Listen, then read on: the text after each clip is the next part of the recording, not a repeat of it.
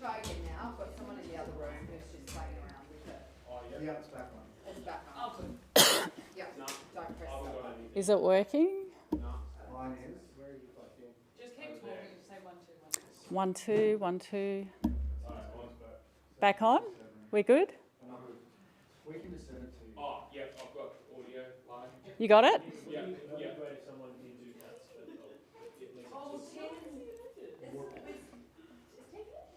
Just let me know when you're ready to start.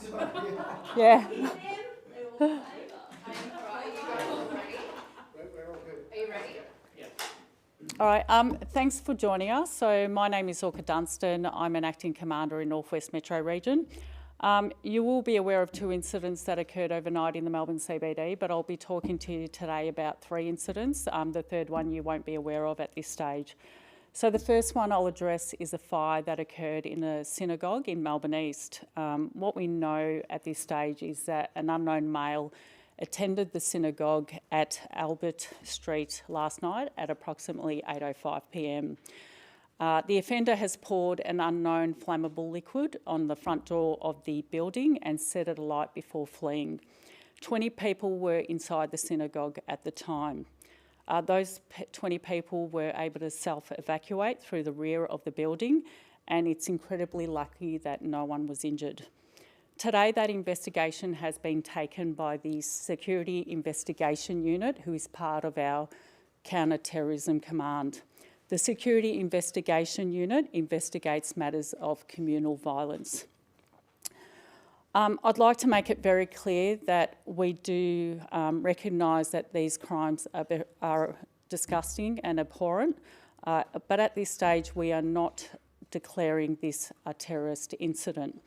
In the course of our investigation, we will examine the intent and ideology of the persons involved or person to determine if this is in fact terrorism. At the moment, we are categorising it as a serious criminal incident and responding accordingly. Whilst I acknowledge that the fire itself may be small in nature, we are taking this investigation incredibly seriously, and given there were 20 people inside the building at the time, the outcome could have been a lot more devastating. This was clearly a targeted fire, and we will not accept any acts of anti-Semitism or hate-based crime. We have linked into our federal partners, and they are ready and willing to assist if required. We have just released some very clear images of the man that we would like to speak to in relation to this incident. The images are clear, and we encourage that person to self-present to the police station. He's described as Caucasian, approximately in his mid-30s. He has a beard and long hair, and he was wearing dark clothing at the time. I'll now go through 2 other incidents that occurred overnight. The next incident I'll speak to is the incident that you would be aware of. It's in relation to protest activity in the CBD overnight, and it was a part of a No Police at Protest movement. A smaller splinter group, as a result of that protest, has peeled off and they attended a restaurant on Hardware Lane and interrupted diners there. Police were called to the scene and quickly directed protesters to leave the area. As a result, a 28-year-old person from Footscray was arrested for hindering police, and they have since been released on summons. The investigation into that incident in Hardware Lane is ongoing. Finally, we are investigating a 3rd incident at a business in Greensborough that occurred early this morning. It's understood that unknown offenders attended the business on Para Road at approximately 4:30 in the morning and set fire to 3 cars. The offenders also used spray paint on the cars and on a building wall. One of the cars was destroyed while the other 2 were moderately damaged. We have local detectives investigating, and they have the support of our Counter-Terrorism Command as well as our Crime Command. Our investigators across all 3 incidents are liaising with our Counter-Terrorism Command just to understand whether there are any links at this stage. At this stage, we are not aware of any links, but we are not discounting them. Anyone who's witnessed any of the incidents, we urge you to call Crime Stoppers on 1800 333 000, or you can do an online report as well. Just to be abundantly clear, we are taking all three incidents incredibly seriously. There's no place in Australia for hatred or discrimination of any kind, and we condemn it.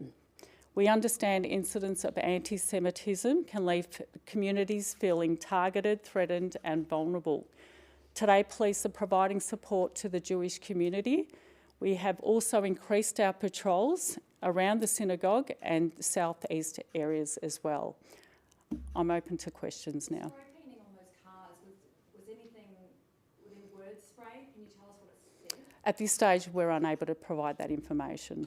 How does it differ to any other incidents of car fires that might have gone on around the state? Why was it related to these other two? We understand there is some connection because there is some inferences of anti-Semitism, but the investigation is ongoing. So what they sprayed was anti-Semitic? I'm not in a position at this point to answer that question. Okay, so why do you have the confidence then to mention it in regards to these other two incidents? I'll explain it this way. So that business has been subject to some pro-Palestinian activity in the past, and that's why we've made that connection at this time. In saying that, we haven't made a full connection. We're just continuing to investigate, and we thought we'd just bring it to your attention at this stage. Business pro-Palestine, or they've been subject to? They've been subject to pro-Palestinian activity in the past 12 months. What sort of business is it?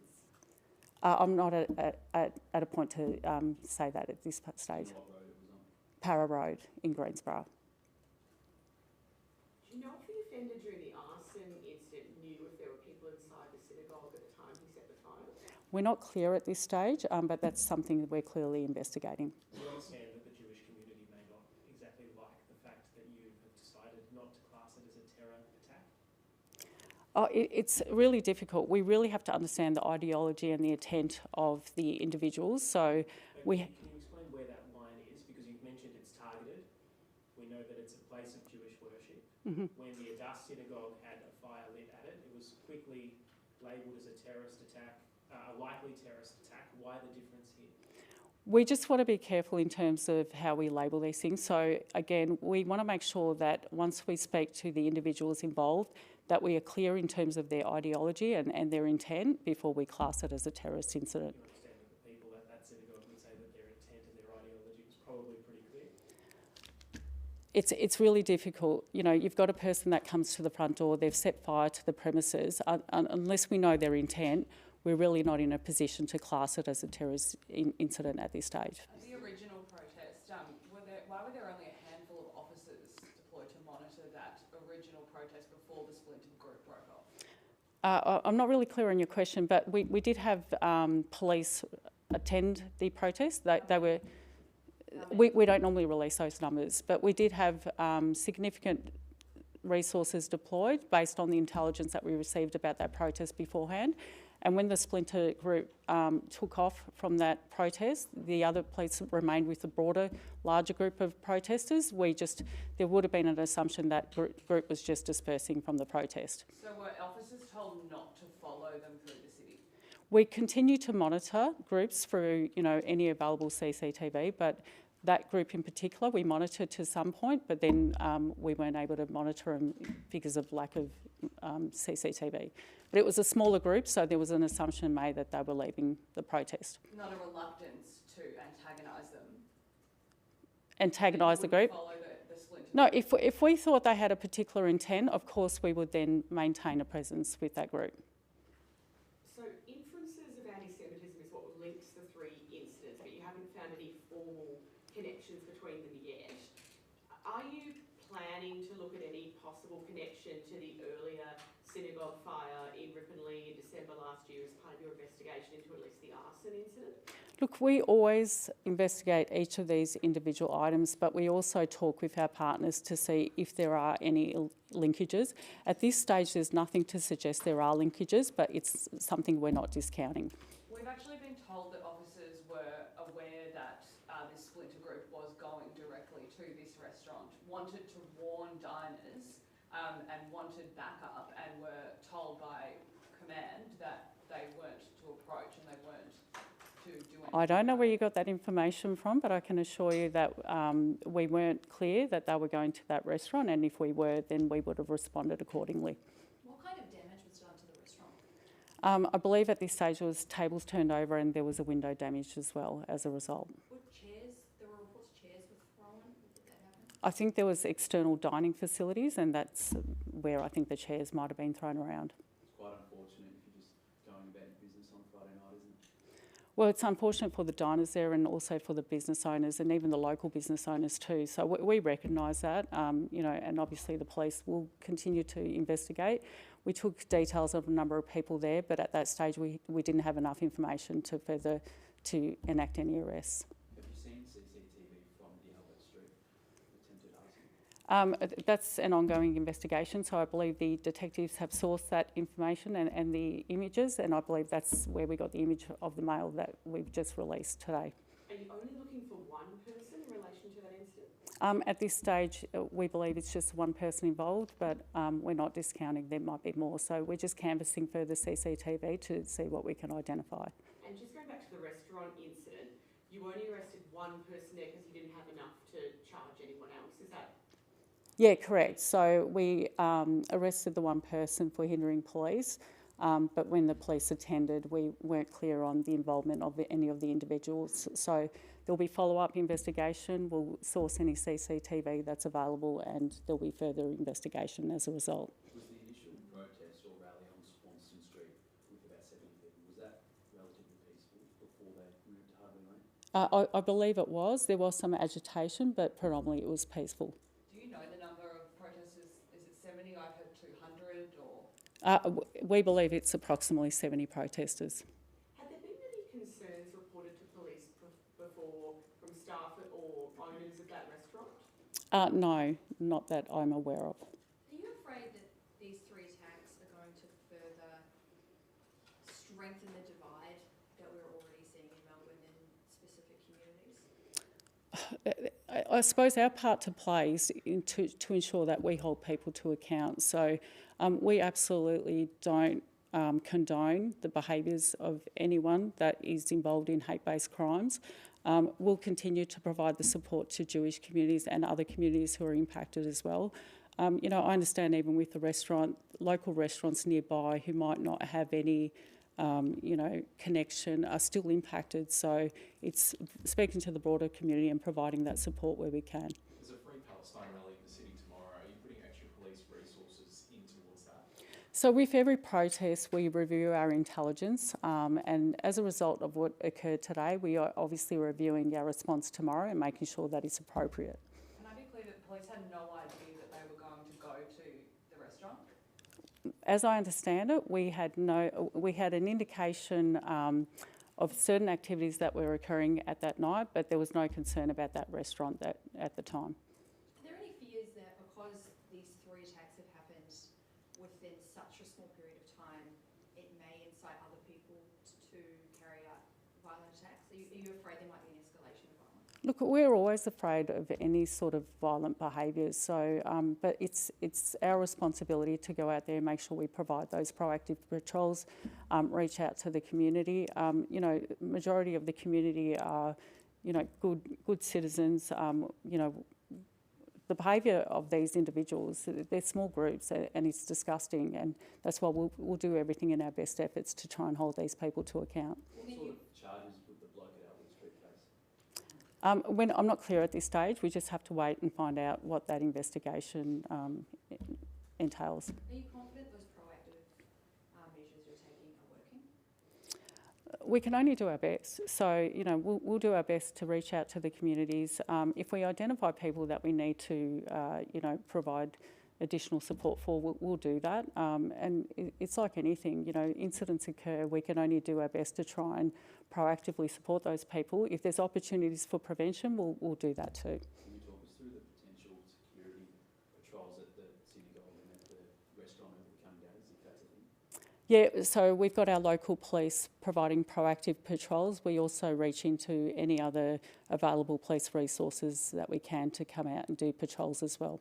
Will that be beyond just the affected areas, but at synagogues more broadly or sites more broadly across Melbourne? Well, at this stage, it's the impacted areas, and then we will reach into our community partners just to see if they've got any concerns, and if we feel that we need to up the response in other areas, we'll do so.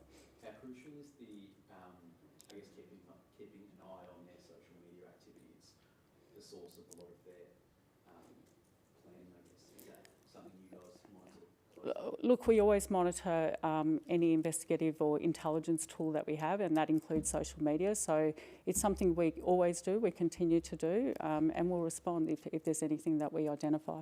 So right now, are you combing through social media and videos from the incidents to maybe even look for a connection between the three? Well, it's part of any investigation, so we'll do all that work, which is, what we do, and if there's any connection identified, then we'll deal with it. The public will be wondering why the new commissioner hasn't stood up today, and I think we put a request in for him and it was declined. Do you know why? I'm not in a position to answer that, but at this stage it was felt I was appropriate. I was the police, I'm the police commander for the area, so not for Greensborough, but that was something that I was made aware this morning, so that's why I'm standing up here, because it's in my area of control.